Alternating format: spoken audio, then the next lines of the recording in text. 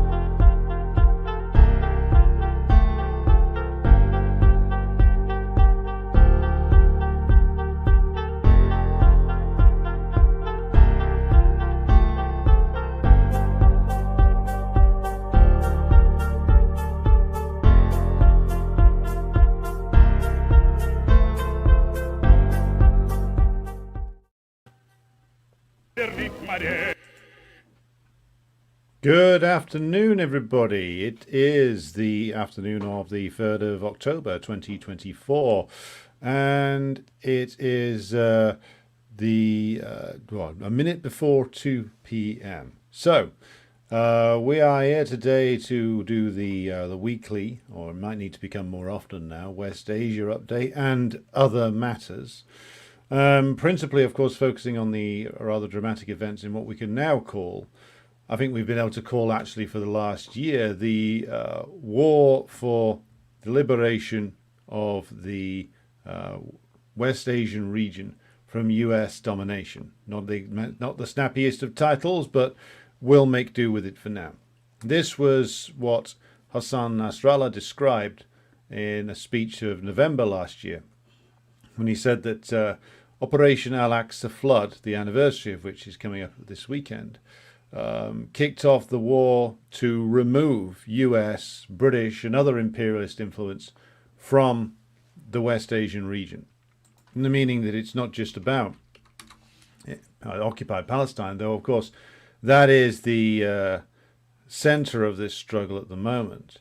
It is, of course, about all of the West Asian region, which, of course, as Nasrallah also pointed out in later speeches, points to the end of the rule of the compradors in places like Egypt and Jordan, which those comprador cliques know very well, which is why they are constantly actively collaborating with US imperialism. But the latest events, of course, are somewhat dramatic in that the Iranians have responded both to the assassination of Ismail Haniyeh in Tehran a number of weeks ago now, and to the recent assassination of Hassan Nasrallah and other senior figures within Hezbollah in Lebanon. And this took the form of, according to various different estimates, around 200 missiles and ballistic missiles launched at Israel with a high degree of accuracy, targeting what seems to be mostly military and perhaps also energy infrastructure targets. It should be stated, and I should be open about this, it is difficult to tell at this stage exactly how much damage has been done because, of course, Israel operates one of the most rigorous military censorship regimes on the planet.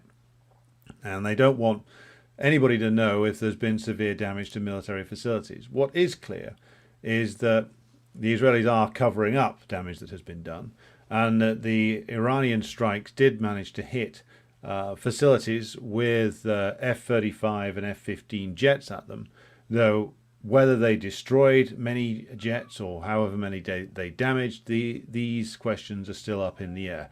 There are sources that claim that they damaged or destroyed quite a number of these.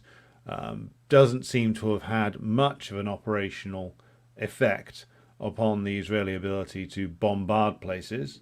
That much is clear.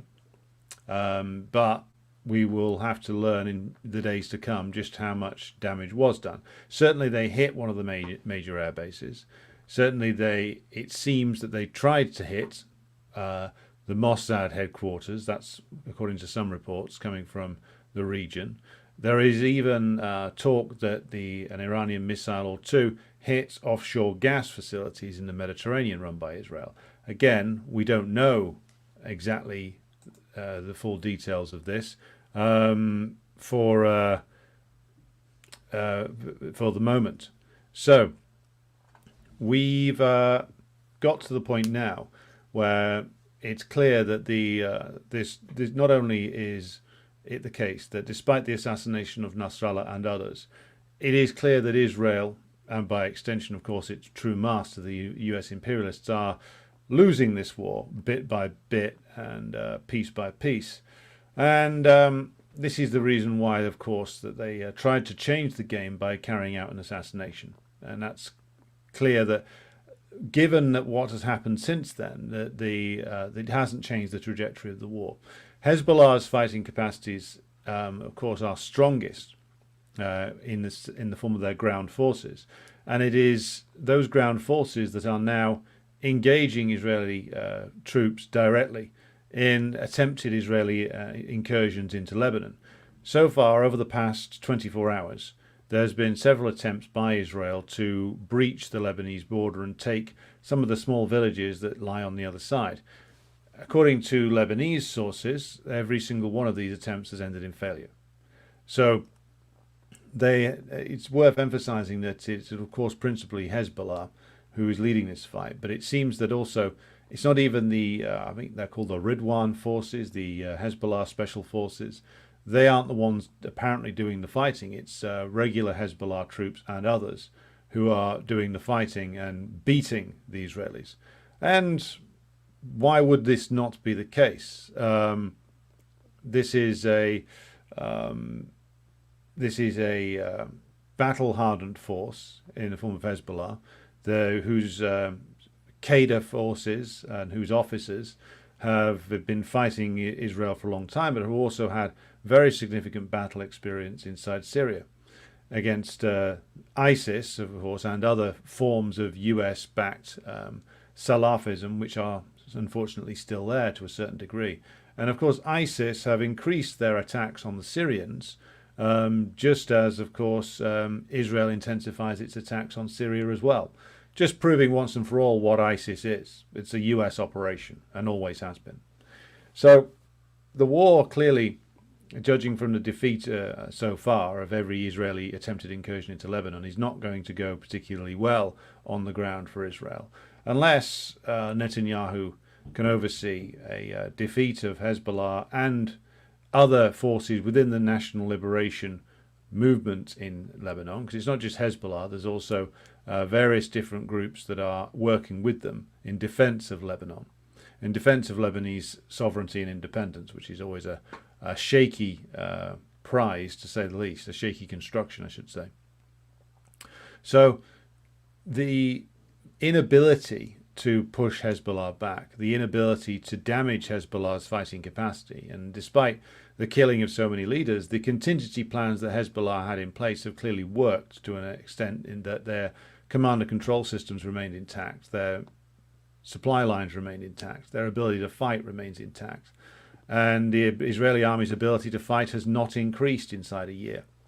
I mean, if you look at some of the footage that the Lebanese side is releasing from the attempted incursions, it seems extraordinary to me that the Israeli army has been able to coast on its reputation from 1967 or perhaps earlier, as this sort of unbeatable army, but they don't.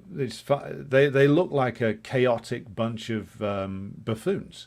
You see footage shot by Hezbollah, and you see all these Israeli guys stood around in a big group just near the border, clearly within striking distance of Hezbollah, who then just lob a few rocket-propelled grenades at them and blow them all up.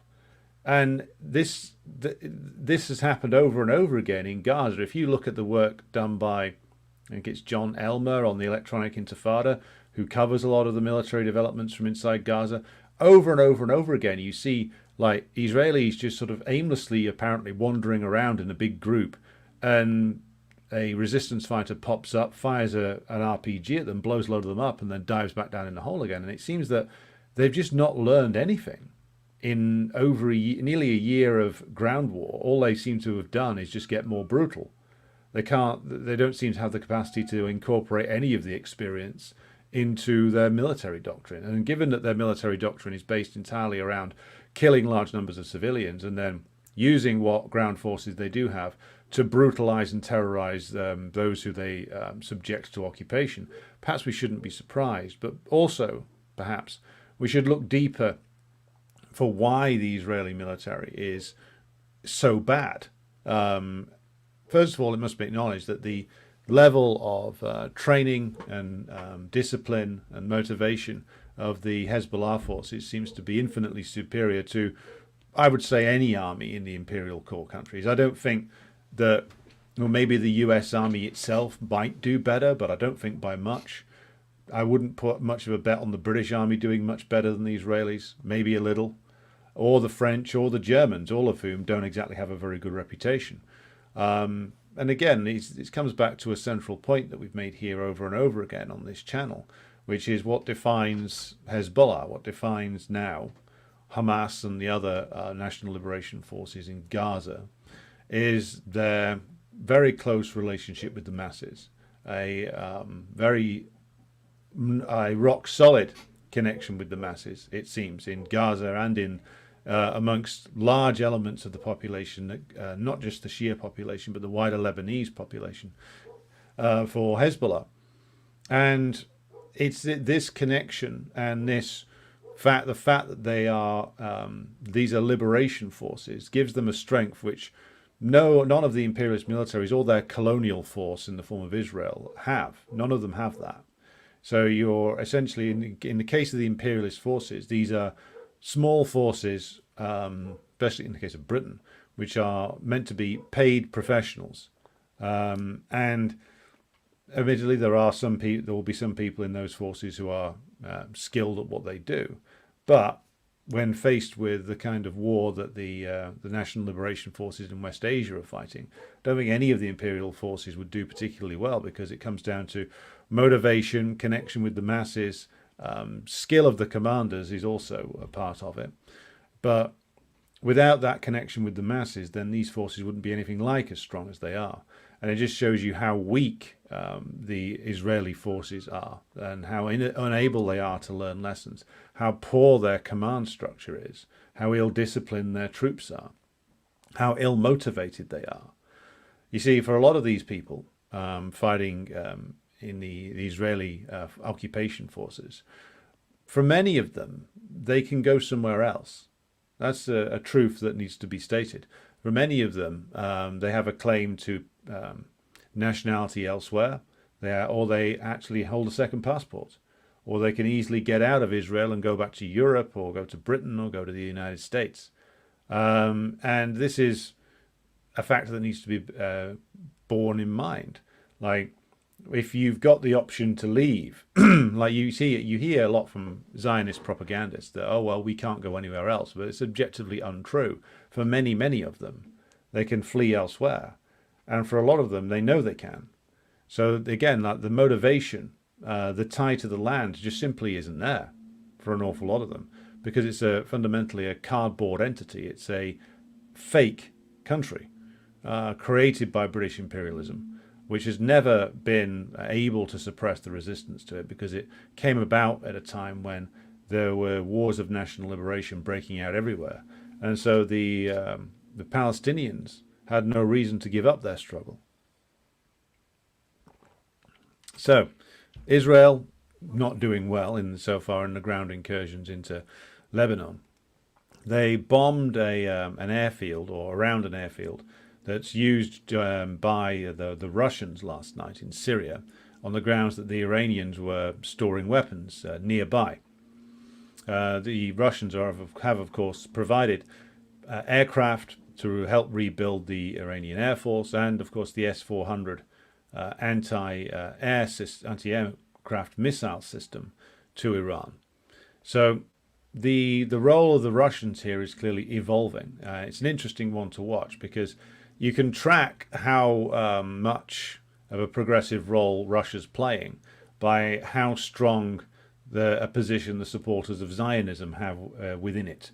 In the 90s, you had many supporters of the Zionist state, or supporters of the Zionist colonial enterprise, actually buying into it. A lot of Russian bourgeois and petty bourgeois migrated to the Zionist colonial enterprise and remain there to this day. And there was a time when the Russian government itself was trying to make overtures to the Zionist state, partly because it's where a lot of Russian bourgeois and various criminal Russian characters had parked their money.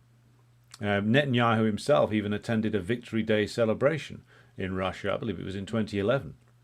That all seems like a very long time ago now, because ultimately the Russian government, of course, opted to aid the Syrian government against the US imperialists, and it was, of course, the designated role of Israel as a US colonial enterprise to back up, of course, ISIS and Al-Qaeda in Syria, to the point where ISIS fighters, I think, fired on Israel once and apologized for it, and Al-Qaeda men received treatment in Israeli hospitals, in Israeli military hospitals, as even, I think it was Haaretz reported on. So the role of Israel was quite clear then, and so you get slowly but surely the divorce between the Russian government and Zionism, bit by bit.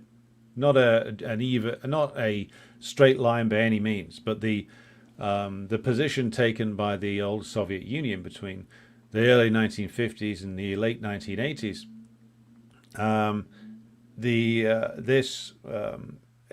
has not been fully restored yet. The proper anti-imperialist position, though, is re-emerging within Russia, drawing on certain elements of the Soviet legacy. Nebenzia, the Russian UN ambassador, denounced the assassination of Nasrallah and said there shouldn't be further retaliation against Iran. And so the Russians are now clearly in an alliance with Iran. Their position in Syria is still one which is evolving, I would say. They've preserved the Syrian government, but there's still ISIS forces there. There's still the US proxies in the Syrian Democratic Forces who are, of course, dominated by the Kurds, who have been sold to the US by their wretched leadership. So there's still US proxies in Syria. And just in case any European or British or American leftists are watching, yes, the Kurdish forces are as much US proxies as ISIS are, as Al-Qaeda are. They're playing the same role. Yes, the optics and the aesthetics of the Kurdish group might be more to your liking, but they're playing the same role. And leftists in the West really need to get over this bullshit. And I speak as somebody who used to fall for the bullshit. So believe me when I'm telling you that you need to get over this. You know, a US proxy is a US proxy, no matter what kind of aesthetics it has, no matter what kind of propaganda it engages in. They're all there to do the same thing, which is, of course, destroy the Syrian state on behalf of US imperialism. Now, moving back to the question of the retaliatory strikes, we are now in a position to judge like what has been going on across the last few days in terms of the deception campaigns waged by US imperialism. It was speculated, first of all, by several commentators on Twitter and on Telegram, that the US had been engaged in a deception with regard to negotiations with Iran, claiming that there was a ceasefire within reach and therefore Iran shouldn't respond to the assassination of Ismail Haniyeh. Now, I spoke about this the other day, not knowing that the clear proof was going to come out, but clear proof has now come out from the US imperialists themselves. So let's hear from amateur hour vampire impersonator Matthew Miller, who I believe is a State Department spokesman, who has basically confirmed that this deception did happen. So let's just play his clip here. Statements coming from Tehran that they waited so long after Haniyeh was assassinated in Tehran because they received messages from the United States that something will happen regarding the ceasefire in Gaza, and this maybe will give them a way of not responding to Israel, and this didn't happen. Did you give them this message? So we made clear through a number of diplomatic channels. I'm not going to talk about our direct communications with Iran, as I never do, but we did make clear through a number of diplomatic channels that the situation in the region was very tense and that the ceasefire talks were at a very delicate nature, and Iran should not do anything to upset those talks. Now, what's happened in the meantime? Obviously, there's been a lot of water under the bridge since that date, but if you look at what's happened in the past few weeks, it has been Iran's client terrorist organization that has been the impediment to reaching a ceasefire agreement, which is not to say that there have not been times in which Israel has made reaching an agreement more difficult. They absolutely have, and we have been trying to work through those objections as well. But in the past few weeks, it's the terrorist organization that Iran supports that has refused to come to the table to talk about how to get a final agreement. Now, obviously, he's lying there on several fronts, but interesting thing that he does confirm that they were sending messages to Iran that they shouldn't respond on the grounds that a peace settlement was in the pipeline. Now, of course, he comes out with loads of bullshit about Hezbollah being a proxy of Iran, etc. Ignore all of that. The crucial thing is that he admitted that they were sending messages to Iran, that the negotiations were at a certain kind of stage where it would be beneficial for those negotiations if Iran didn't respond. So he has confirmed that. So now what he's lying about is, of course, that these negotiations were ever serious. But let's hear now from the Lebanese foreign minister, who was speaking to that tool of empire, Christiane Amanpour, the other day. So let's hear what he's got to say. Are you saying Hassan Nasrallah had agreed to a ceasefire just moments before he was assassinated? He agreed, yes. We agreed completely. Lebanon agreed to ceasefire, but consulting with the Hezbollah, the speaker, Mr. Berry, consulted with Hezbollah, and we informed the Americans and the French that what happened. And they told us that Mr. Netanyahu also agreed on the statement that was issued by both presidents. Right. So the statement from the Lebanese foreign minister there backs up certain things that the various Twitter commentators, etc., were saying on Tuesday of this week, and just after Nasrallah's assassination. First of all, though Nasrallah and the other Lebanese senior Hezbollah commanders understood that they were still operating under a certain set of rules of engagement, whereby the leaderships of Israel and Hezbollah didn't target each other. And part of the reason why they believed this was because of this story that the US was putting out there about peace negotiations. Now, what was said the other day, and this was also said by the Iranian president, Masoud Pezeshkian, at the UN, was that the US had been essentially saying that there was going to be a ceasefire that was going to be agreed on the terms that had been agreed to by Hamas earlier in the year, so back in the May of this year. Now, this is a factor in what happened next, because the Hamas made clear that they accepted a ceasefire which involved an Israeli withdrawal from Gaza, and this was a key demand. So we see that this was what was being put to Hezbollah. Hezbollah's demand was that there was going to be no ceasefire in the north without also a ceasefire that, of course, covered comprehensively what was going on in Gaza. That was what Nasrallah and the other Hezbollah leaders were asking for, that they wouldn't stop the operation in the north unless, of course, any ceasefire deal also included Gaza.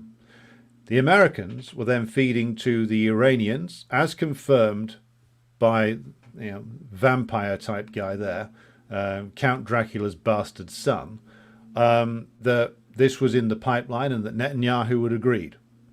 They were also telling this to Hezbollah. So where are we now? Where we are now is that we know that this was all lies. That not only did Netanyahu not agree to this, but that the Americans themselves knew damn well that this wasn't a real agreement. But they were feeding this to the Iranians and to Hezbollah in order to buy time for themselves. Now, was it the case that they performed this dance in order that they could actually get reliable intelligence on the movements of Hassan Nasrallah and eliminate him and other Hezbollah leaders? That's possible. We don't know that for sure just yet, but we know that they were feeding a line of bullshit to Iran and they were feeding a line of bullshit to Hezbollah that was never serious.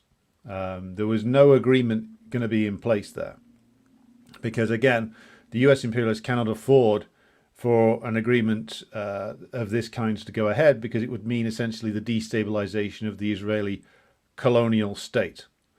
And so this whole thing was an elaborate deception, a deception aimed at Iran that was designed to, first of all, buy time so that there wouldn't be an immediate response to the assassination of Haniyeh.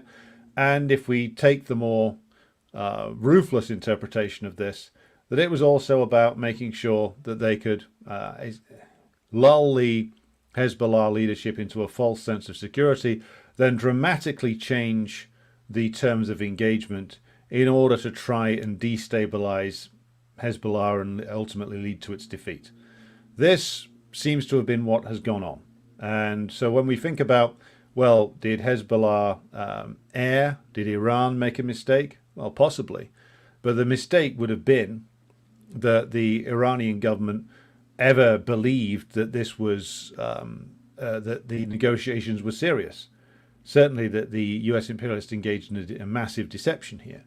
Now, it also then leads us to an interesting discussion about the role of the new Iranian government under Pezeshkian. Now, we've discussed before how the Iranian armed forces are ultimately under the control, constitutionally speaking, of the supreme leader, Ayatollah Khamenei. But that this is a power that he has chosen to exercise sparingly.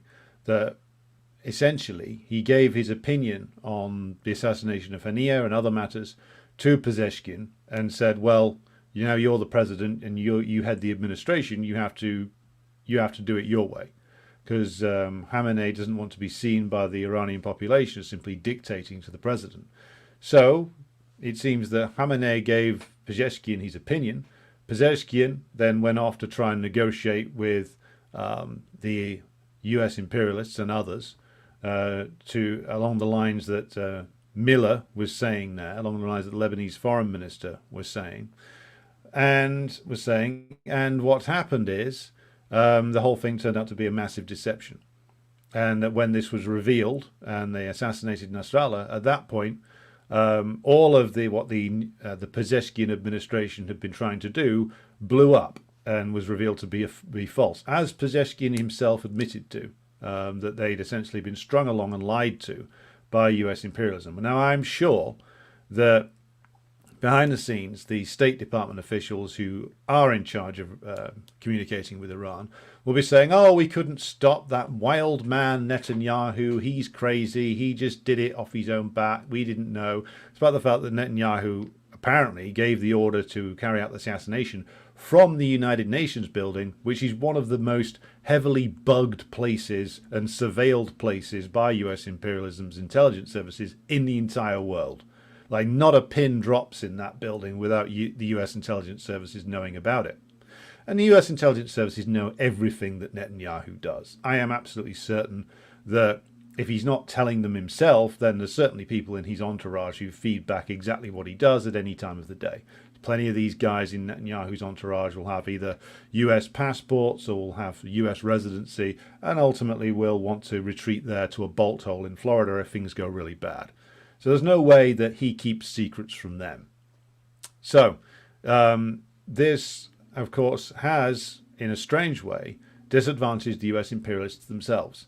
Because what they've done by engaging in this deception, they've essentially cut the legs off the very people that they used to negotiate with in Iran, which is the so-called reformers. Excuse me. The so-called reformers are a group that, of course, were there under former presidents Khatami and Rouhani, and were the ones who were interested in, as I said before, reaching a nuclear deal, the deal over the nuclear program with US imperialism, on the grounds that this would then open up ways of investment from Western, principally European and American capital in Iran. And then Trump tore all this up, and it's never really come back. So, and now when a reformist so-called government gets in Iran, tries to negotiate, the US strings them along, lies to them, carries out a very high-profile assassination, tries to blow up a key ally of Iran, and publicly humiliates the Iranian president, who stuck his neck out in terms of doing negotiations with them.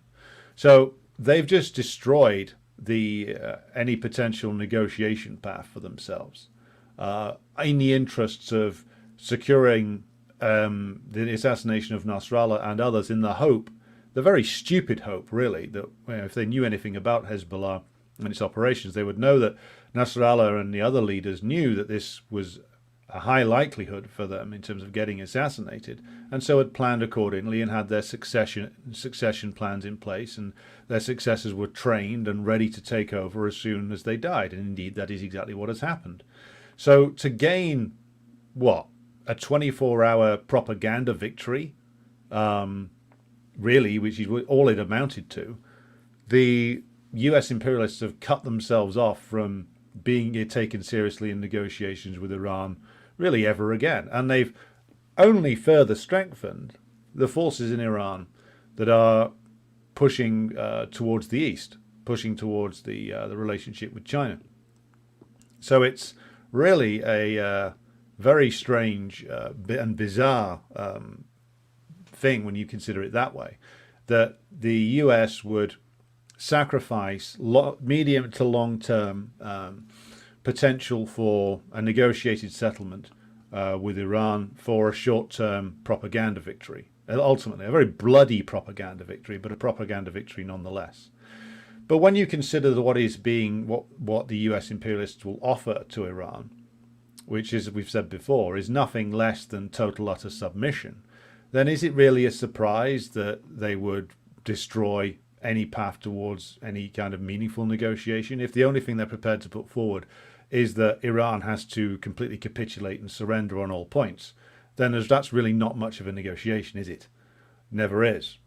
So herein then we have like the essence of the problem for the US. They gained we were talking just 2 days ago about psychological warfare. Well, the psychological war has gone badly because they gained a couple of days where people who support the resistance, maybe not people inside Lebanon itself or inside Iran, but more widely, people in the West certainly started having a wobble, and some started losing the plot about where the resistance was going. But this was wiped out by the Iranian missile strikes, which revealed again a relatively high level of sophistication, and they still haven't used like their most powerful missiles yet. It revealed that they could, had they so chosen, done a much more indiscriminate missile strike against Israeli targets, but they're choosing not to because, much like the Russians operating in Ukraine, they decided that massive civilian casualties doesn't actually aid what they want to do. And so, therefore, we've got to the point where the Iranians are waging an ethical war, or as ethical a war as you can, against these slime bags in US imperialism, who are trying to minimize civilian casualties. And every response from US imperialism's colonial state in the form of Israel is to carry out mass killings of civilians. So it's turned around into yet another tactical defeat for US imperialism, where again the Israeli forces, when they come up against Hezbollah man to man, are revealed to be actually completely and utterly inadequate. And everybody's learnt a very public lesson that you cannot negotiate with imperialism. And it's not just a matter of the fact that the imperialist politicians are all slippery psychopaths, even though that is true. It's just the nature of the beast. Nature of what imperialism requires is complete destruction of any kind of independent and sovereign nation, and complete subjugation under the boot heel of US imperialism. That's what they require. And so therefore, there can be no negotiation on those points. If the only terms you're offering is surrender, no one's going to take those. Only the worst kind of comprador. And even the elements in the Iranian ruling class who are, shall we say, not the most solid, even some of them aren't going to take that deal. So, coming back to the point about the assassination of Nasrallah and the Iranian missile response, the Iranians have revealed that they can, of course, hit anywhere in Israel that they want. That they keep giving the Israelis the chance to back out, but there's going to be no backing out now. There's no way out of this, and Netanyahu has no way out either. The US has no way out. The only way out was offered by the Chinese fairly early on, which is the revival of the what's the so-called two-state solution. But there's a reason why the US will not ever take that. They'll talk about it, but they'll never take it, because the two-state solution, had it been actually seriously implemented, would mean the end of the Israeli colonial state. It would mean the end of its rationale for existence. All of its internal contradictions would explode. Without the ability to expand and steal Palestinian land, it would then have to be governed like a more normal state, with all these different contradictions that the colonial nature of it and the supremacist ideology of it helped to mask those contradictions. But if they actually did agree to a two-state solution, I mean, it would be a disaster the Zionist project would be dead forever.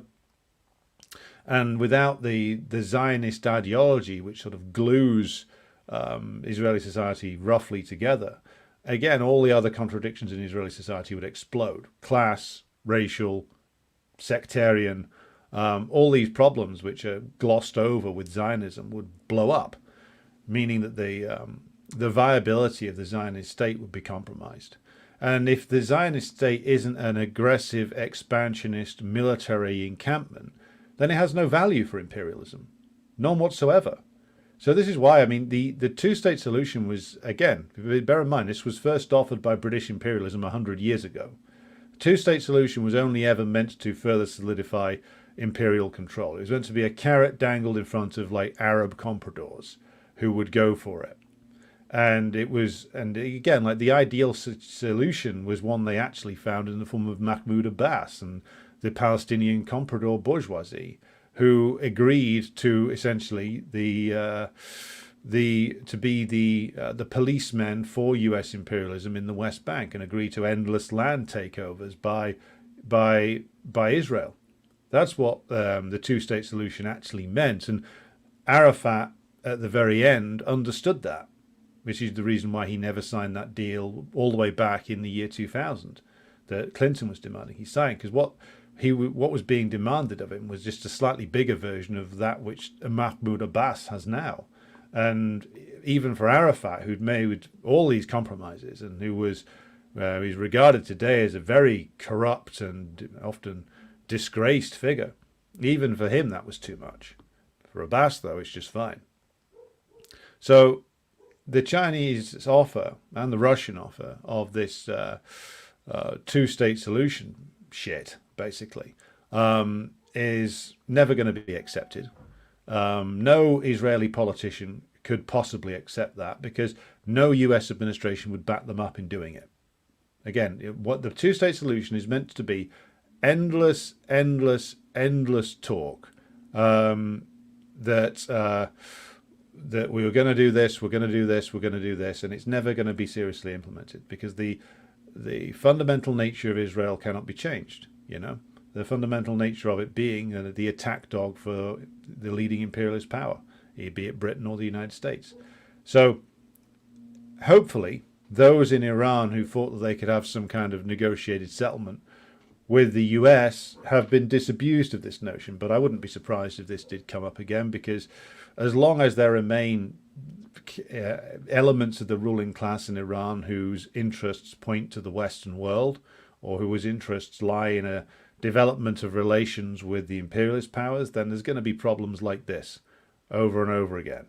But it's a point that the masses will learn from in Iran and elsewhere, and the pro-sovereignty forces in Iran and Lebanon and other places will learn from it, and that now it is as Nasrallah said it would be, which is it's a long war for the removal of the US from the region. And the US imperialists, the more serious people in the US state machine, they all know that. They do. And it's the case that the war will probably go on now for a long time, until the Israeli state itself collapses, which is possible, or the US imperialists do make a re-evaluation ultimately, that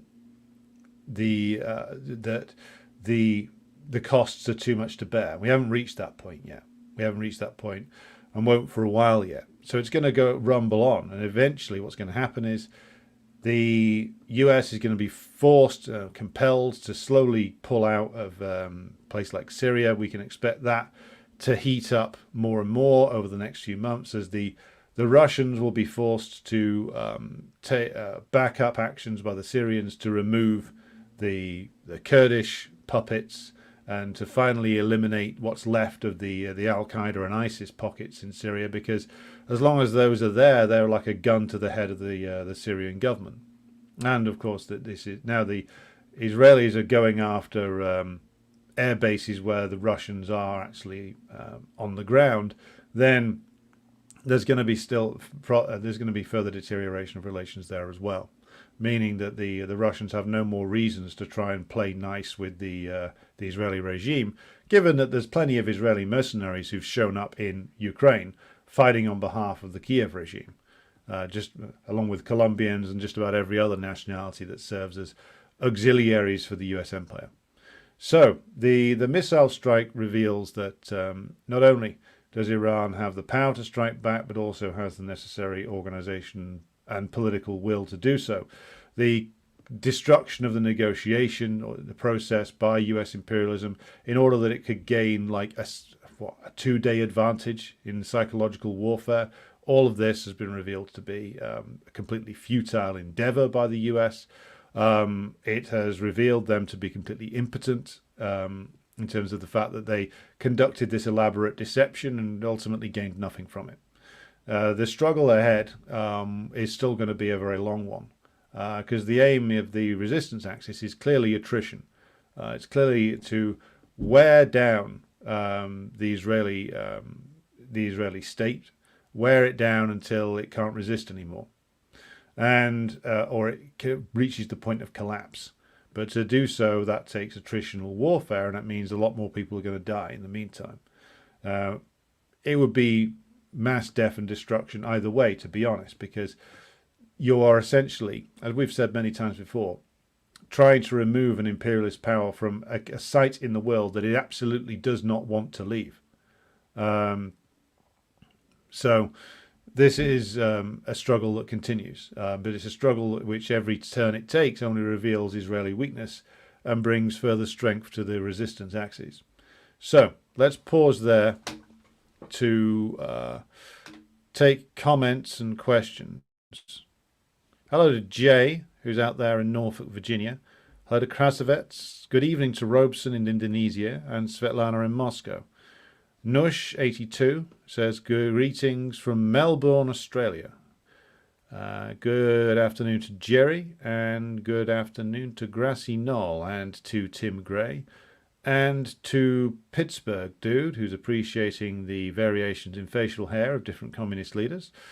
We have Bruce Albert with us. We have Psyodelic from the once and former Yugoslavia. We have Hugh Keenan. We have Bob from occupied US vassal state of Australia, specifically Queensland. Muzzle Paint, hello to you. Glad you all enjoyed the national anthem of the Ukrainian Soviet Socialist Republic. Hello to Davey, who's issuing a complaint about the lack of the 11 a.m. stream. Well, had to do various things, including getting a haircut, and I know you wouldn't want me on the air with to be coming in here follicularly challenged. Daniel, good afternoon to you over there in Bristol. Where did I find your English version of Nasrallah's speeches? Asks Mr. Nobody. They were all broadcast on Press TV's Odyssey channel. So if you go onto Odyssey, like Press TV used to have them all streamed live with a simultaneous translation. That's where I used to watch them. Hello to Robert in Detroit. Hello to Comrade Naylor, who joins us. Bob says, Syriana analysis with Vanessa Beeley is worth checking out. Netanyahu, US trying to isolate Syria and Hezbollah. Yeah, I mean, as Mike Pompeo revealed when he got pranked by those two Russian guys, Vovin and Lexus, the other day, the US isn't being run by the smartest people anymore. If you're trying to isolate Syria and Hezbollah, then you should never have torn up that nuclear deal with Iran. Now, admittedly, there's many forces in Iran who would not, under any circumstances, have abandoned the struggle in Syria or the struggle to aid or the standing in solidarity with Hezbollah. There are those, though, in Iran, like many other places, who would have taken that deal, but only if the nuclear deal had worked and further economic ties had been established. And Comrade Trump, managed to conduct a bold act of anti-imperialism by blowing that all up. And now they can't go back to it. So, yes, I'm sure they are trying to isolate Syria and Hezbollah. Hasn't worked. And by bombing areas where the Russians are based in Syria, again, that only solidifies the divisions. It doesn't. And of course, the other people who have a real interest in the current Syrian government surviving and the war being ended successfully is the Chinese, who are investing in Syrian reconstruction. So this isn't something which is going to work. I mean, might have been something that worked 10 years ago, but again, they were too arrogant and too short-sighted in their war on Syria, and managed to actually compel the Russians into taking an anti-imperialist stance, more so than they had previously. Good evening to Beija Flor Maciel, who joins us from the Gold Coast in Australia. Svetlana says, incredibly not a word about West Asia in today's printed edition of Pravda. Headline is, Learn from Lenin and Stalin and the Chinese Communist Party. Well, I mean, the 75th anniversary of the revolution is something, of course, the Chinese Revolution is something which, of course, should be emphasized. I mean, I often wonder about the KPRF's emphasis of certain things. I mean, I know that there has been analysis and discussion of the occupied Palestine question, but from what I remember, for reading from the KPRF, they kind of echo the line taken by the so-called Israeli Communist Party, which isn't a real communist party, which is basically just saying we need peace and the two-state solution, which is a flaw of many communist parties, especially those who were previously aligned with the Greeks. I know that the KPRF have a big difference with the Greek Communist Party now due to the Greeks' opportunist stance on the war in Ukraine. But it seems that the KPRF have a slight issue in terms of their analysis on West Asia, it seems to me. Rista Kostadinov wonders if the news about the hit on an F-35 is true. I don't know.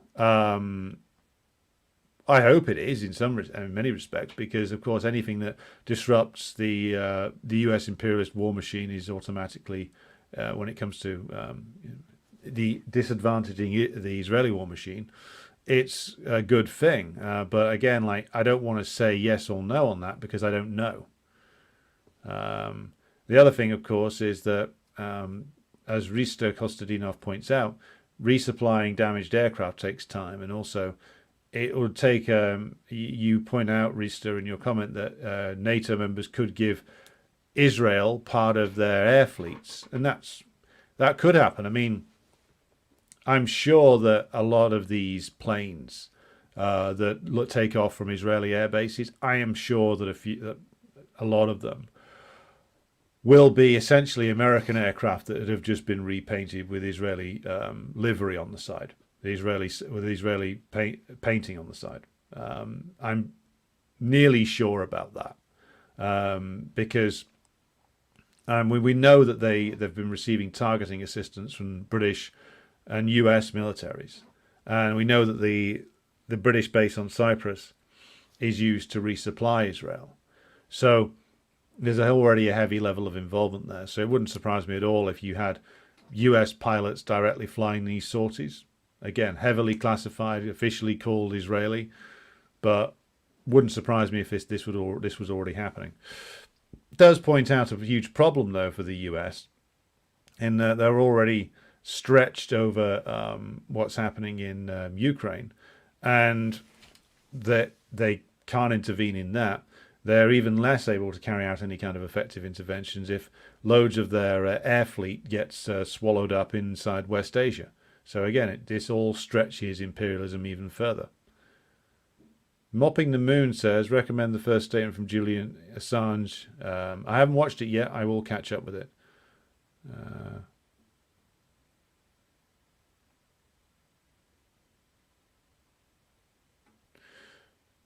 Well, Rista, you say that Hezbollah's relations with Syria have never been that strong. I disagree, because you say in your comment that Syria also occupied part of Lebanon. But if you read the 2006 interview with Hassan Nasrallah that I've just republished on the website, you can see that Hezbollah were actually opposed to Syrian withdrawal from Lebanon, arguing that it would only invite further US aggression. So they have been very close to each other for a long time. And of course, Hezbollah fought in Syria to support the Syrian government against the US-backed Salafist forces. Rupert says it's illegal to film and publish incoming missile attacks in both Israel and Ukraine in these countries. Yeah, because the aura of unreality and invulnerability has to be retained. It's not going to work, though, forever. I mean, it's so typical of the way in which the imperialist countries operate now that they literally think that if you just don't report something, that means it didn't happen. I mean, talk about like, the society of spectacle gone mad. If it's not on TV, it didn't happen. That's literally like what some of these people think. Yes, David King, your chat can be seen. We can see it. Penguin says, why would you move to Israel to live? War is inevitable.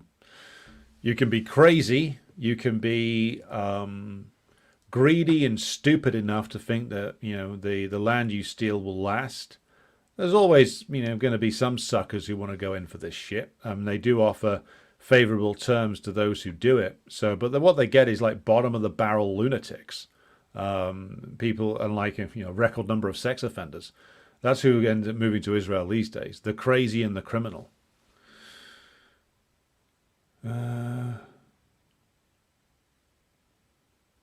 Apparently, Iran has now informed Washington via Qatar that the time for unilateral restraint has ended. Well, I think it ended quite some time ago. Rupert says, Russian Jews living in Israel have their own Jewish oblast they can move into in the Far East of the Russian Federation. Yeah, but I think there's only about, the number of Jews there is tiny. It's not been particularly populated by Jews for years and years and years. Still there, though.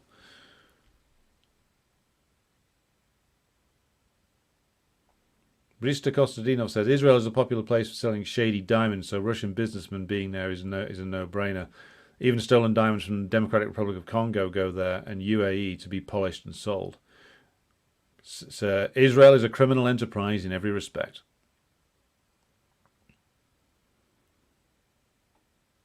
Svetlana says, would you say the more capitalism declines, the more elites form an international club against workers everywhere and a sort of oligarchs of the world unite? Globalist elite. In terms of the imperialist countries, they've tried this. I mean, there's all kinds, especially transatlantic-wise.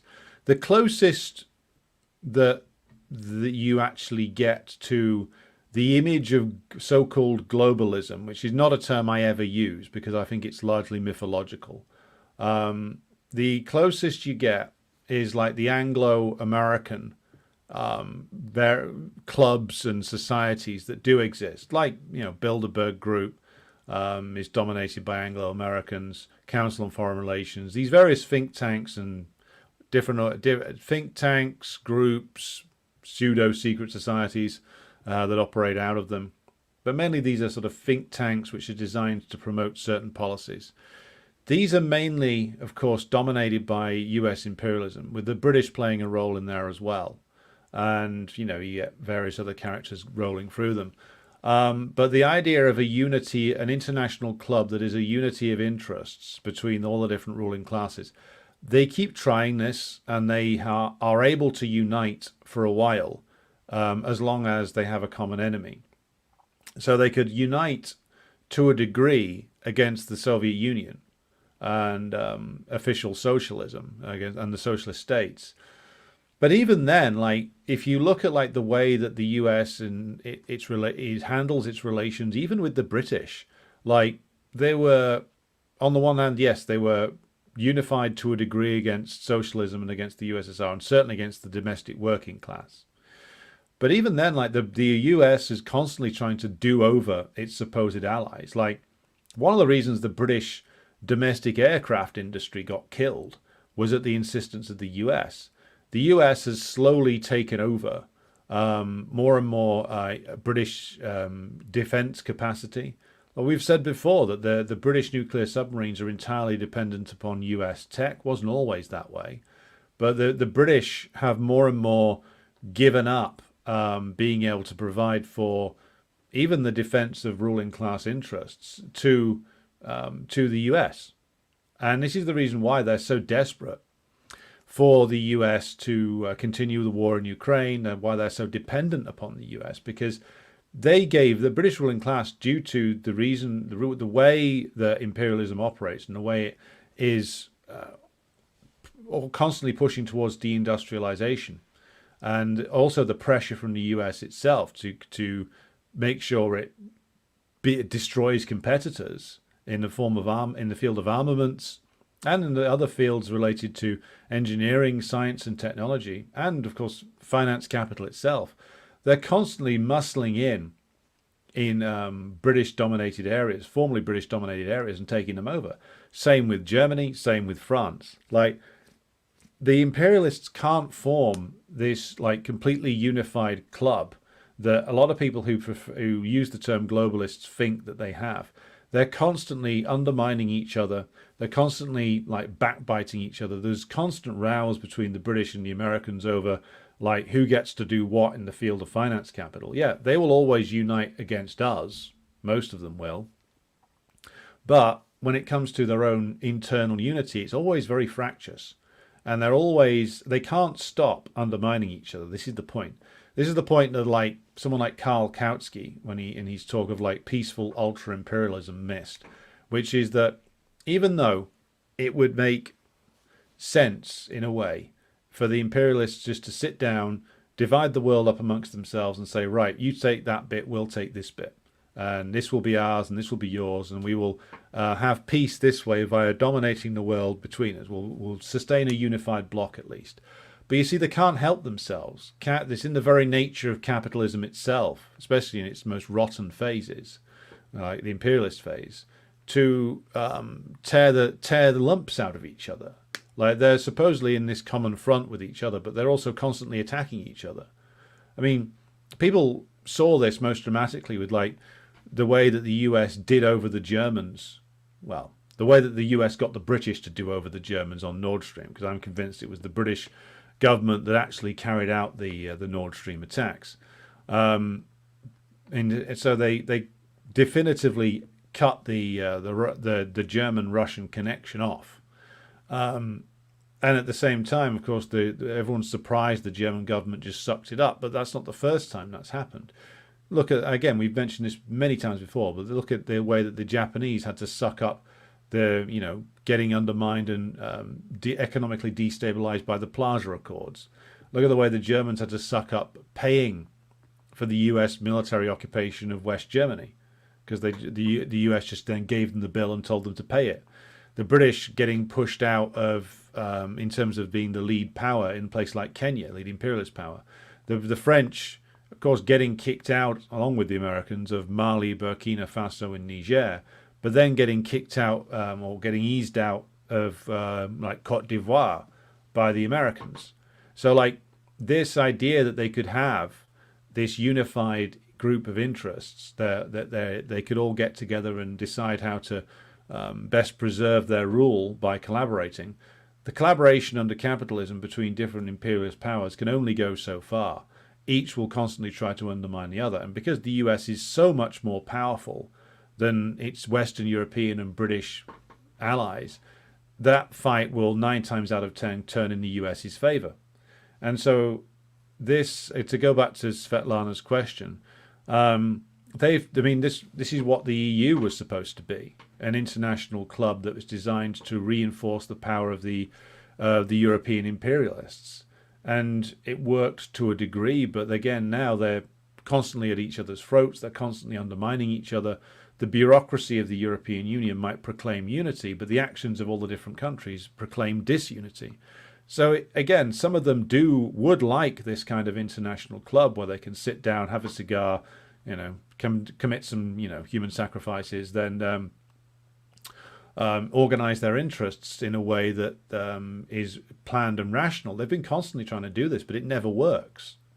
Because again, like even in the period where the Soviet Union was around, it didn't work. So this is a problem that they can't get over. And it's the reason why I've never gone in for this idea of globalism. I think it's a term that doesn't have any explanatory power. It's a mystification. Don't think any Marxist should use it. Because, again, it's like it implies that capitalism has escaped national boundaries and imperialism has escaped national boundaries, and it's able to operate in a way that, like, clowns like Hart and Negri used to argue about. That imperialism was now like it was supranational, but no, it's not. Imperialism is rooted in the United States ruling class. It's rooted in the British ruling class, the French ruling class, the German ruling class. The latter three of which are all losing to the former, that is the US. So this term globalism, I think, is wrong. It has no explanatory power. It gives a false view of imperialism, and I don't think Marxists should be using it. I know a lot do, but again, I think it's opportunist to use this term, which has been popularized by like grifters like Alex Jones. So yes, to answer Svetlana's question, they would like to do that, but they keep finding that they can't. The very nature of their own system leads them to try to constantly undermine and destroy each other, along with, of course, trying to destroy their opponents and trying to subjugate other nations. Capitalism just can't last. I mean, just as, like, when you talk to, like, a Keynesian about capitalist crisis of overproduction, the Keynesian's answer is always, well, we'll stop overproduction by making sure that we have enough consumption, that we have we have underconsumption at the moment, so we'll via small elements of planning and adjusting so that the income of the working class consistently grows, that the working class will be able to consume all the goods that are produced, that we'll make sure that we're not doing overproduction because we'll manage the system in a certain sensible way. But lo and behold, under the old Keynesian system in the 50s and 60s and 70s, you got, again, a massive crisis of overproduction. Because like every single time there's these crises, various capitalist thinkers step forward and say, wouldn't it be better if we didn't have these? If we could plan our way around them? I mean, that's what a lot of the international institutions were part of what they were set up for, trying to manage crises. But they were more about, I mean, when it comes to like IMF, World Bank, World Trade Organization, those are all institutions of American imperial power. But for a lot of like the international clubs, it was about try and navigate rationally around capitalist crises to try and make sure that they didn't happen again. But they kept happening because the capitalists can't escape this reality that capitalism is always going to have gigantic crises of overproduction. It's going to have to, liquidate loads of capital and labor and commodities before it can reset itself. And every generation of capitalists thinks that they've found a way around this, and it turns out that they haven't. Hello to Cole, who joins us from Philadelphia. Nush observes that Medvedev was president when Netanyahu attended the Moscow Victory Day parade. I think the same person who did not object to the US's destructive bombing campaign in Libya. Yeah, and the Medvedev Act is an interesting one, given that he's now verbally like the most hardline figure in the Russian government. But when he was president, oversaw like the capitulation over Libya, which under Putin they've expressed regret for. Would it have been different had Putin been there? To be fair to Medvedev, I don't think he was making this up as he went along. It was the considered position of the Russian government at the time that they were still trying to reach an accommodation with US imperialism. Medvedev was just expressing the consensus. And then by the time Putin comes back, Biden's already gone over there in his typical style before he lost his mind, and then tried to say that Putin shouldn't stand again. And so it became finally clear to like the Russian ruling circles that they were never going to be allowed to just carve out their piece of territory and take the money from the oil sales and be left alone. And that wasn't going to be the case. So again, always remember that the It's never just Medvedev's fault, though he bears heavy responsibility being the man at the top at the time. But again, Russian presidents express the considered view of the collective in and around the Russian government. And at that stage, the collective was more in favor of a deal with US imperialism than they were shortly afterwards.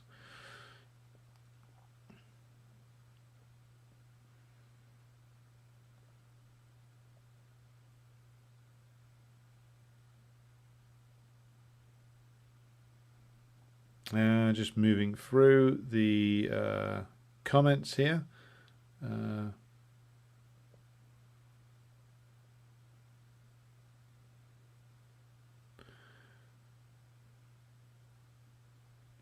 James Goblin says, rumour is that Castro's last words on his deathbed were, and remember, comrades, subscribing and sharing his praxis. That is true.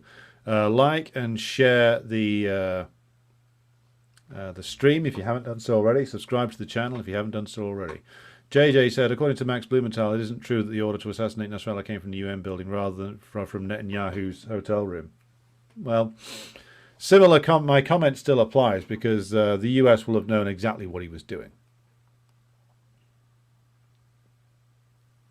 Rista Costadino says, I honestly think that the US let Israel loose to make war with Iran possible.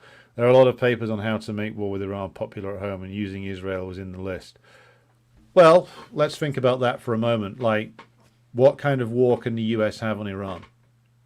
Again, it's not like Ukraine where they can just drive up to the border and dump the supplies in Ukraine and drive off again. How on earth is the US going to make a war in Iran that can last? How are they going to do it? Well, let's think about this. I know there's various different ideas that some, dumbass in a think tank paper has come up with. But what, they're going to use air power? They're going to bomb Iran? Okay. Well, Iran has the capability of shooting down US aircraft. So what's the next idea? What's the next great idea from the geniuses in the US national security establishment? Are they going to do a ground invasion of Iran? They're going to call up, what, 1 million men to try and invade Iran? That's not going to work. It's not going to work when there's been no Iranian attack on the United States, nor will there be. I mean, even after 9/11, like U.S. military recruitment tailed off really quickly when the Iraq war got started in a serious way. So these are all pipe dreams. Yeah, the U.S. imperialists and their think tanks dream up all kinds of things about, we'll have a war with Iran. But when you think about it, like, that is going to cause a disaster. Because not a single base of the US then will be safe. Iran will have no reason not to just immediately launch everything at all US military assets in the region, particularly those that will be used against them, which includes blowing up, and of course blowing up a load of the oil installations in the Saudi states and in the Gulf states, causing the oil price to go through the fucking roof. Which will cause severe domestic problems inside the United States, regardless of how much propaganda they put out there about Iran. Because propaganda only works as far as it doesn't completely fly in the face of material reality too much. If they're being told, Iran's put the oil price up, but it's the oil companies in the United States that have put the price up, and you're driving a population that's already getting poorer towards bankruptcy, then you tell them, well, we got to send 1 million men over to invade Iran. None of this works. None of this works. That's why the pace that the axis of resistance has decided upon is ultimately, I think, one that's going to favour them, because they're just going to try and exhaust US imperialism, which is the reason why the Iranian response, I think, didn't go further than it did, was because they realised that they don't want to give those elements within the US imperial system a reason to be able to try and mobilize against them in a more serious way. Whereas this sort of drip of exhaustion is draining Israel of economic resources and causing more and more demoralization amongst the Israeli population, because the war just goes on and they can't win it. So again, like the US imperialists come up with all these kind of crazy plans, but when it comes down to it, they can't do much about Iran. Not in a serious way, not without exposing themselves to a mass casualty event and a complete economic collapse, which again, like, I don't think they're ready for. They're stuck, basically.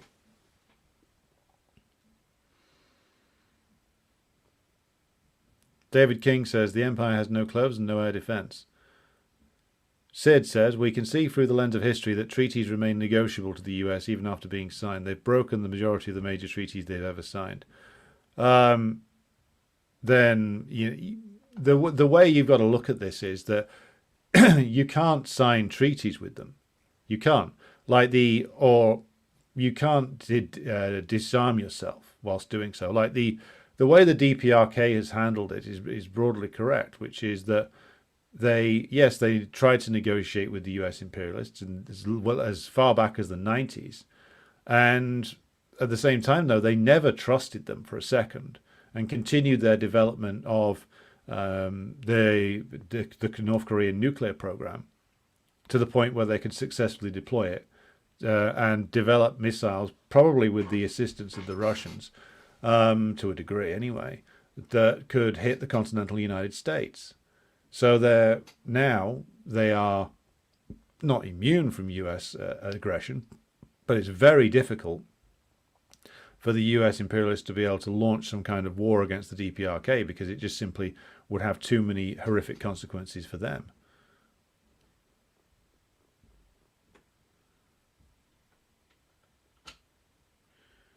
Sid Hatfield says, George H.W. Bush went from being a major power player to being sidelined because he was going to withhold aid and force Israel to accept a two-state solution. Makes me rethink the 92 election and what actually happened knowing that. He did that for a little bit. Maybe old H.W. thought that he could do that in his second term, but again, like, I wouldn't trust H.W. Bush as far as I could throw him. The 92 election is an interesting one because of the intervention of like the wild card Ross Perot, and I think they started changing the rules to make third party challenges much more difficult after that. I mean, it could be that H.W. Bush upset a bunch of powerful people by talking about a two-state solution. Perhaps he believed that would be possible. But again, like, American strategy in West Asia is still roughly the same. I mean, I think the thing with a lot of these politicians of that time, I think H.W. Bush did start to believe towards the end of his term that this new world order was going to be something that he would shape. But again, even a man like that, who had been a career servant of the US ruling class, even he can be just shuffled off to one side and replaced with somebody more compliant if he got ideas above his station. So like the last guy who actually tried to, even in his own way, defy the permanent machine was Nixon, and Nixon was sidelined, a decade after Kennedy had been assassinated. Probably in deference to Nixon's years of service, he was not assassinated, but merely forced to resign. So the US machine can sideline anybody because, again, it is a permanent bureaucracy, both public and private, not just merely a group of politicians. And maybe old George H.W. Bush got a bit messianic in his final years, and the people at the top decided, well, get rid of him. Because, again, like, there's no strategy of the US in West Asia that doesn't involve the continued presence of Israel. Not over the past few decades, because the presence of Israel is still necessary, even after the end of the Soviet Union, to prevent the emergence of a unified Arab state. It doesn't matter whether it's a unified Arab state, which is more influenced by religious thinking in the form of Shia Islam, Sunni Islam, or both, or whether it's more secular, or even if it's a unified capitalist state. It's still something which is going to pose a fundamental problem for imperialism if the Arab states manage to overcome the divisions put there by the Sykes-Picot Agreement and unify themselves. All those resources unified under one state or federation of states would be a huge challenge for imperialism. So they absolutely cannot do without Israel in the region. They absolutely need them to still play that role of, going back all the way to the immediate aftermath of World War One, where the first British colonial governor of occupied Palestine says they wanted to create a little loyal Jewish Ulster. And so that purpose that it was set up for remains, and so it remained in the 90s.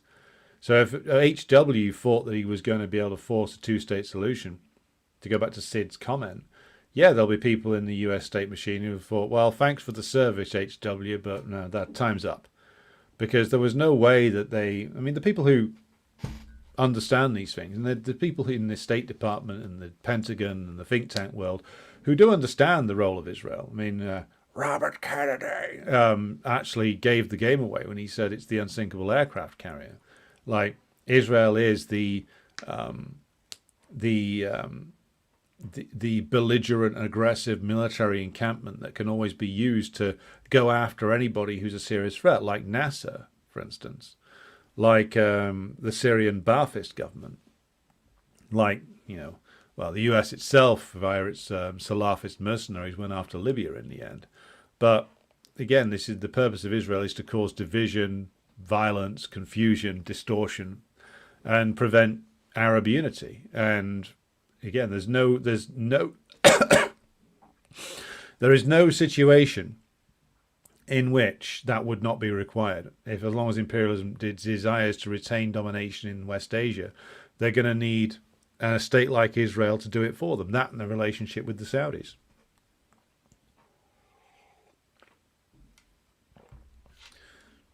Nush82 says, the Iranian missile strike could have been effective if it was bashed up from Lebanon to overwhelm the Iron Dome. Looks like Iranians did not give a heads up to their allies or ask them to hold off. Not sure about that. It seems that the Iron Dome got beaten by the Iranian missile launch pretty easily. S.W. Haster says, though I understand for all intents and purposes Gaza is virtually uninhabitable and the massacre hasn't stopped, what do you think will happen to the remaining Palestinians? At this stage, don't know. I don't know. They remain resistant. Israel has failed to destroy the Hamas as a military and political and social organization in Gaza.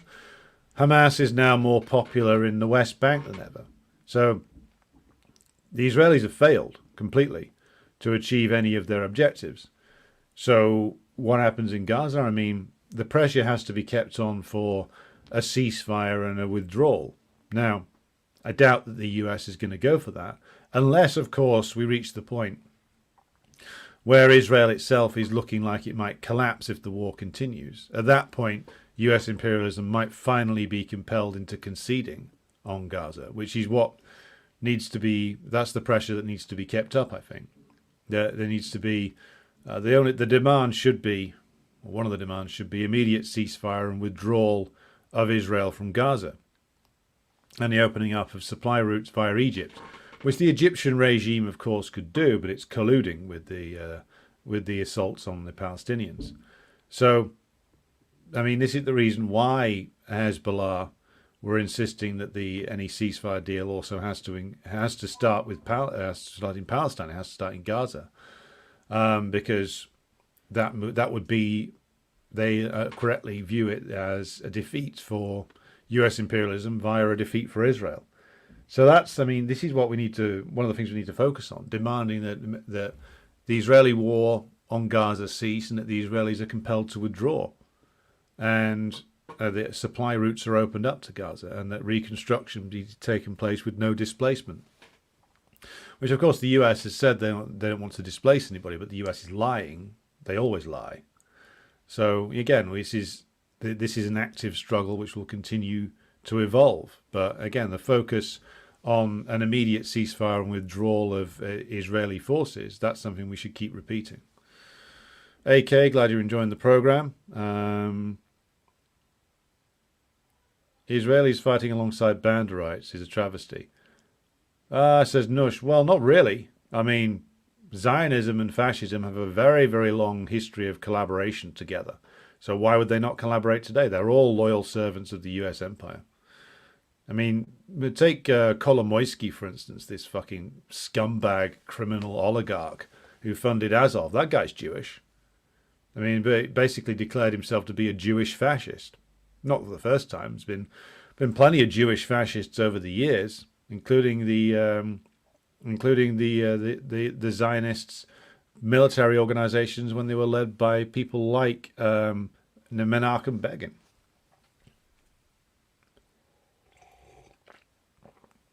Penguin says, surely a war would be extremely expensive to the US taxpayer. Well, since when has the US government cared about the US taxpayer, given the cost of the Iron Dome? Yeah, it would be enormously expensive and enormously destructive, and they probably couldn't win it, which is the reason why I say it's probably not going to happen, certainly not in the way that people think. Littlestone says, the US oligarchy is a mess, ideologically speaking. Well, the US is already starting to fulfill some of the categories outlined, so some of the stipulations outlined by Lenin for a pre-revolutionary situation, which is that they are in a mess, they don't know which way to go, they can't carry on ruling in the old way, and the more far-sighted of them see that, but the less far-sighted of them, who are the majority, think that they can just carry on, again using Lenin's phrase, clipping the coupons and despoiling the world, whereas in actual fact they can't.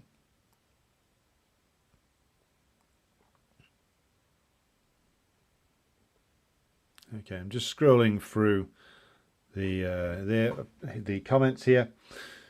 US also intends to have a war with China by 2027, says S.W. Haster. Yeah, well, some of them do. I mean, the Chinese know that very well, though, and have been planning accordingly. So what they want and what they can manage are two different things. Sid says, US ordnance reserves are so depleted and production so underwhelming, they couldn't possibly sustain longer than a 2-month war with a peer opponent. No, they don't have the industrial base necessary to sustain a war. They just don't. They've hollowed it out. They've undermined themselves. Imperialism is destroying itself. If you don't have the production capacity, then you can't have a war, no matter what these people think. These people in the think tanks, completely divorced from the material world, who eat and drink out of receptacles made in China, who drive to work in cars containing many parts made in China, who live in houses, many parts of which are made in China, and they'd turn around and go, hey, we should have war with China. In 5 years? No, less than that. 3 years. What, in 3 years you're going to be able to disentangle all of Western consumer markets from Chinese supply lines so you can have your war? Or are they going to say to the Chinese, well, can we have the war, but also we'd like to continue buying from you at the regular price? This doesn't make any sense. They can't redefine the entire supply line of the Western economy away from Chinese producers in 3 years. They barely managed to do the military supply lines for the Abrams tank, and that took them a decade, even under the pressure of an increasing crisis. It would be extremely hard to do. So I don't think they're going to get a war by then. I think there's going to be endless talk of one. But again, the Chinese know very well what the Americans are up to. The Americans don't particularly know what the Chinese are up to because they lost all their intelligence assets by 2018. And that's why the CIA is doing pathetic adverts on Twitter now in Chinese, saying, if you know what's going on in China, call the CIA now. They've lost. This is the thing, they've lost. The loss happened. Where do you want to start? I would say the loss happened by 1965. By 1965, the decline of American imperialism was obvious. The dropping of the gold standard, the switch to fiat currency, the usage of the petrodollar, all sustained American imperialism. The tragedy is, of course, that it was clear to some Marxists at least, that American imperialism was losing and had gone over the hill by 1965. But unfortunately, the Soviet revisionists were so rotten that they collapsed their own country first, and giving US imperialism a new lease of life. But in my view, had the Soviet leadership been better, even had it been led by people of the level of Andropov for a little longer, then US imperialism would have gone into a severe crisis by the middle 90s. They only got, look at all the destruction and look at all the looting they carried out after the fall of the Soviet Union, not just inside the former Soviet states, but in many different places in the world, the former Soviet bloc countries, former socialist countries, Yugoslavia, places like that. Look at all the wealth that they stole from those places. Look at all of the wealth they extracted. Look at all the merciless destruction they rained down upon it. What did it buy them? In reality, between the collapse of the USSR and the great collapse of 2008, bought them 17 years. It's not a lot of time. Had the USSR and the Eastern Bloc sustained themselves for another few years, imperialism would have gone into this gigantic crisis that eventually emerged in 2008 probably earlier. Probably would have gone in 10 years earlier. We would have been in a gigantic crisis of overproduction again by the mid-1990s. You see, each time imperialism goes into a crisis and tries to emerge from it, World War I being the first big one, World War II being another, then there was the recovery, then there was the long period of what is referred to as neoliberalism. I'll just refer to it as capitalism trying to revert to the norm, where things got more and more hollowed out because imperialism has become more parasitic, so that in reality, the so-called recovery caused by a gigantic assault on the working class and more outsourcing of production, that recovery was not lasting long. That was already starting to look shaky by the late 90s. Without the ability to do all the looting that they'd done in the former socialist countries, that recovery post-70s would have been done by the mid-90s.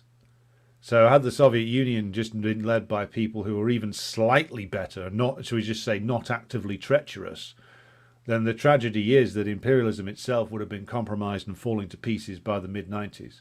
As it was, they got an extra decade.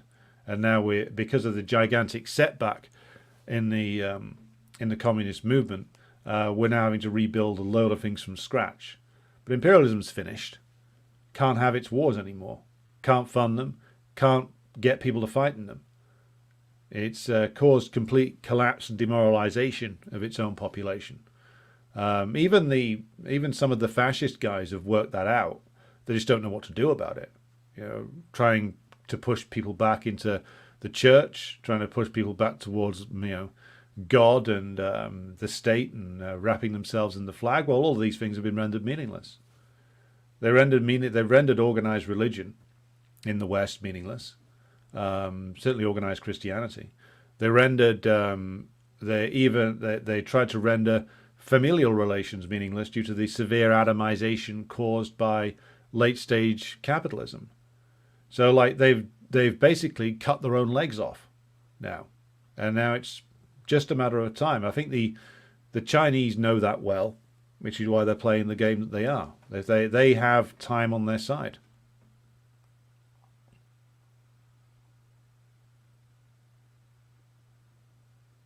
Tony asks, what do I think the Israeli response will be? Bombing more civilians. They're trying to launch a ground incursion into Lebanon. That will go extremely badly. They'll want to bomb areas inside Iran, but even the British and the French said that that's too much.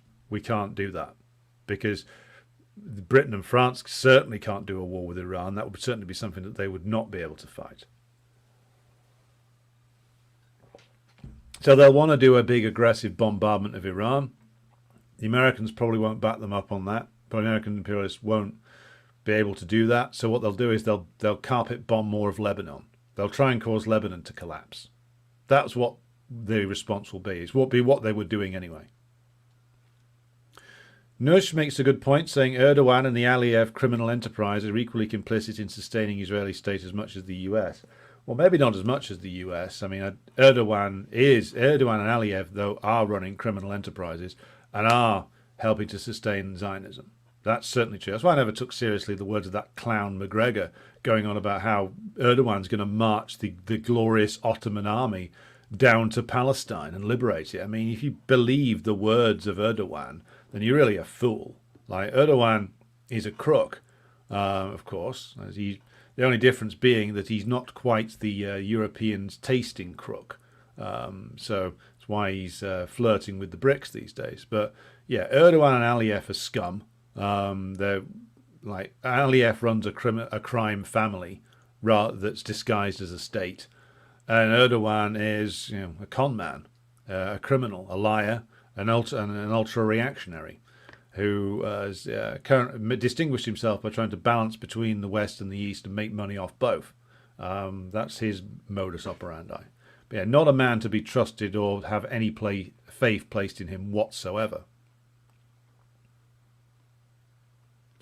Sid says the EU was cucked as soon as it was created. Europe was underhandedly cucked at the end of World War II, and with the Marshall Plan, the rebuilding of Germany and the rescue of the Nazis. Well, look, the institutions of Europe were built with the collaboration of US imperialism to keep the Europeans in line and to stop.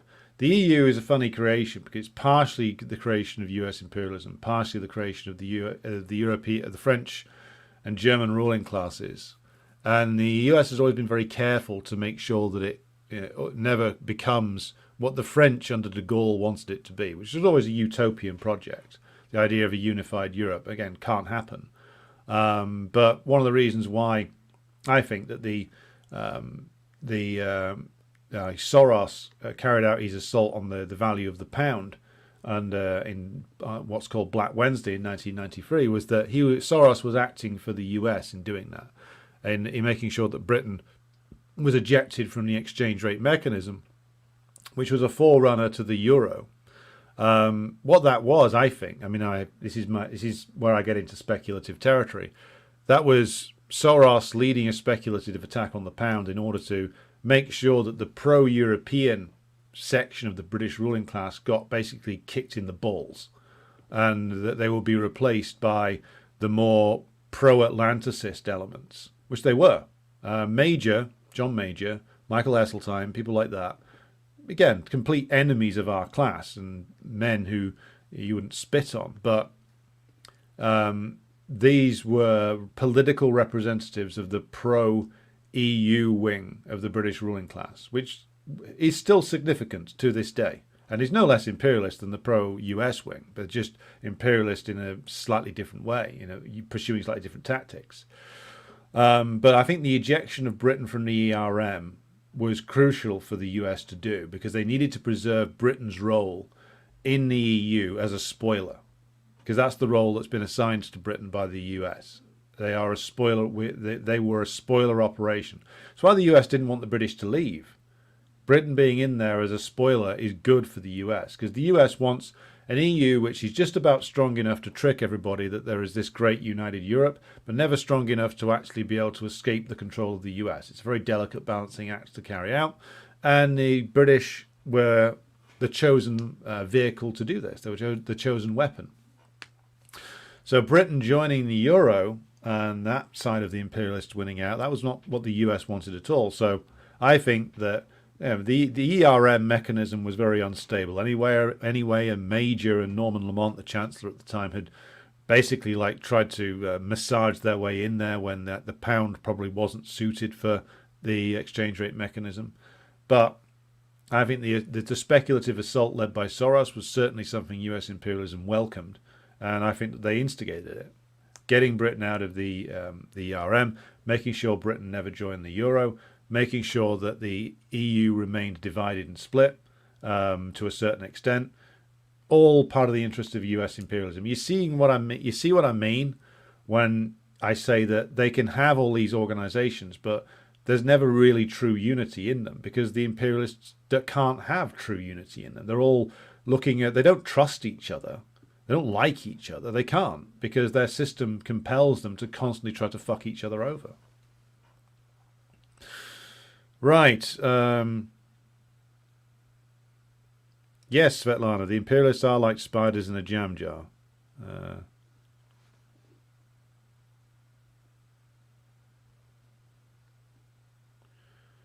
Sloaney, you asked what my opinion on the ACP is. No, I'll repeat what I've said earlier on, on earlier streams.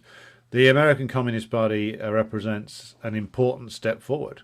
The break needed to be made with the state-controlled CPUSA, which is a disgrace in terms of using the name of a once noble party towards ignoble ends. And the break there needed to be done. I applaud the comrades who tried to force the issue of the CPUSA's support for the Democratic Party onto the agenda, and the fact that the Sims clique basically tried to destroy the party rather than let that be discussed revealed an awful lot to people. So the formation of the ACP is an important thing. It's made some good statements so far, very strong anti-imperialist statements. I think that the initiatives that the ACP branches have taken, like doing good works in their communities, those are positive things that we can learn from ultimately. But they've got a lot of barriers to overcome as well. Of course they have. You're a new communist party operating in the global center of imperialism, which runs one of the most ferocious anti-communist repression systems in the world, and has done for over 70 years. So ACP's got a lot to overcome, but I think its emergence is positive. The fact that it has displaced or will displace the CPUSA is positive. And the fact that the comrades there seem to take the study of Marxism-Leninism seriously is also positive. So these are all good steps forward. Whatever issues there are with the ACP, and of course there are going to be issues when you're trying to start something out from scratch to recover from the devastation of the last 70 years of anti-communist repression in the United States. There's going to be problems, but people need to be more patient with this. This is to form a party in the center of the empire when the empire is on the slide is a big thing, and it means an awful lot of hard work is on the cards. But I wish the comrades nothing but the best in pursuing that line, pursuing this building of the party. Just scrolling through the comments because we've got to bring things to a close. Yes, Sloaney, I am in the CPGBML, and I would recommend that anybody in Britain who is looking to get organized in a communist fashion join us in the party. All right. Scrolling down. Comments here. Right.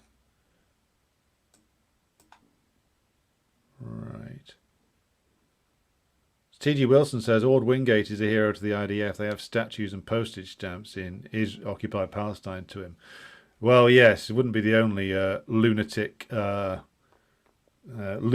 Brit who's responsible for the rise of Zionism.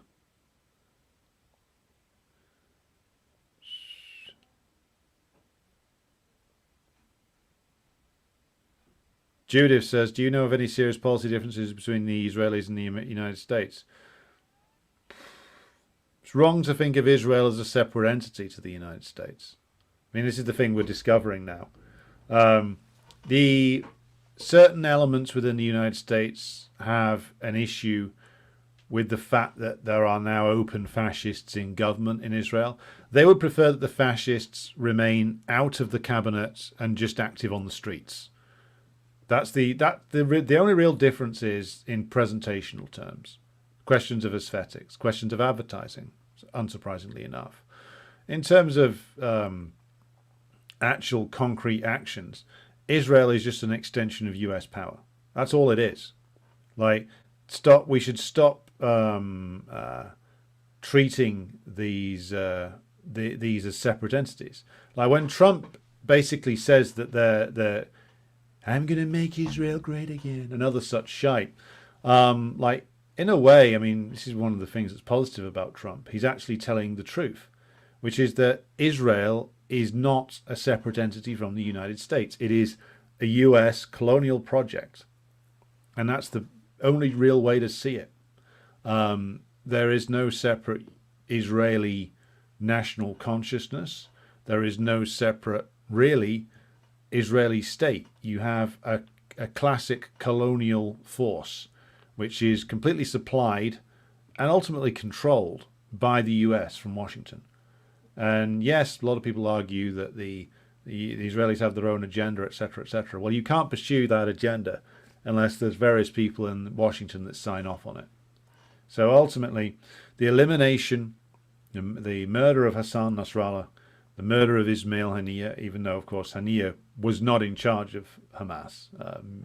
He hadn't been for quite some time, sort of a battlefield or operational commander, and he was becoming more and more marginal as a political influence, it would seem. Sinwar was the guy who was the real big influence, and now he's in charge.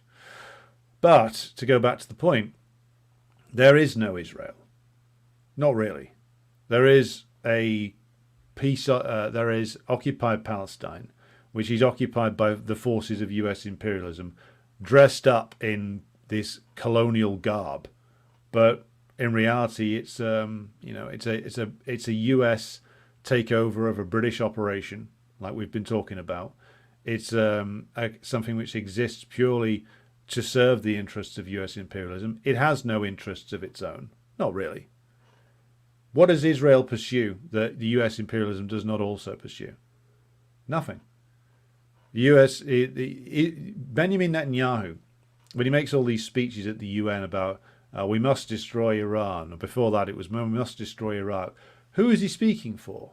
Himself? Well, partially. But he's speaking for his allies, the people who really run him, which are the most belligerent, the most reactionary, the most bloodthirsty elements in the US ruling class. That's who he's speaking for, because that's who his bosses really are. I mean, they're the ones who control his pension. I mean, he is, of course, after all, a US citizen who has apparently more than one US social security number, so they say. So think of it this way, that every crime, every murder that the colonial forces known as Israel carry out, that's a murder done by US imperialism. Again, this is, I think this is an understanding that we need to develop and popularize. Stop thinking of this entity called Israel as an independent country, because it's not, and it never has been. Right, okay. So, I'm going to draw things to a close for this evening. Thanks to everybody who's tuned in today. Normal service being resumed following running and repairs on the internet yesterday. So, I'll be back again with you tomorrow, and I will be covering then the World War II series, beginning around to that, and what is social Darwinism, what is we mean by eugenics, where did the failed Austrian watercolor artist get his ideas from? Those are the questions we'll be addressing tomorrow in the series of Marxist history of World War II. And due to the fact that the viewing figures for earlier in the day are now higher, we'll probably be doing it around about this time tomorrow. So 2 o'clock tomorrow for that. Join us for that one. Thanks to everybody who's tuned in and contributed to a very active chat today. Thanks to everybody who supports the show on Patreon and Buy Me a Coffee. Audio upload of this will be done by tomorrow morning. I will bid good day to you all and hand you back over to the usual heroic musical interlude. Проходит, как хозяин необъятной родины своей. Тут жизнь невольна и широка, точно Волга полная течет. Молодым везде у нас дорога, старикам везде у нас почет. Страна моя родная,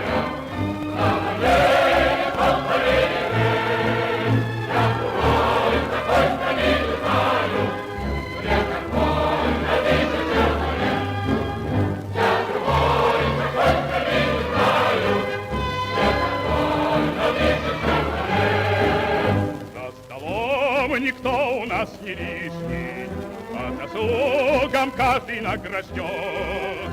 Золотыми буквами мы пишем всенародный сталинский закон. Этих слов величия и слав никакие годы не сотрут. Человек всегда имеет право на учение, подвиг и на труд. Страна моя родная,